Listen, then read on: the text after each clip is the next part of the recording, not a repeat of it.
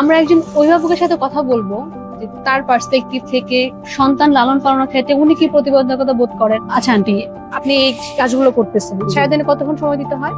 সারাদিন তো পাক শাক কইরা বাচ্চা কাচ্চা গুছাইয়া সারাক্ষণই এই সময় দিই। তাকে সময়টাই দিই। দিয়ে আচ্ছা, আপনি যে উপার্জন করতেছেন এই টাকাটা তো সংসারে সন্তানদের জন্য হ্যাঁ। করা হচ্ছে। পড়ালেখা করার জন্য বা কোনো একটা খাবারের জন্য গিয়ে কাজটা করা হচ্ছে।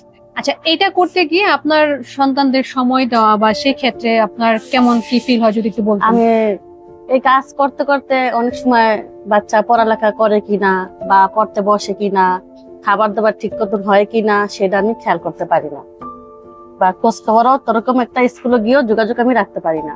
ওই সময়টা আচ্ছা। বাচ্চাকে দিতে পারতেছি না, এই জন্য আমার সন্তান মানে জড়িয়ে পড়ার মতন হয়ে যাচ্ছে, মানে একটু পরামর্শ একটু দুর্বল হয়ে যাচ্ছে।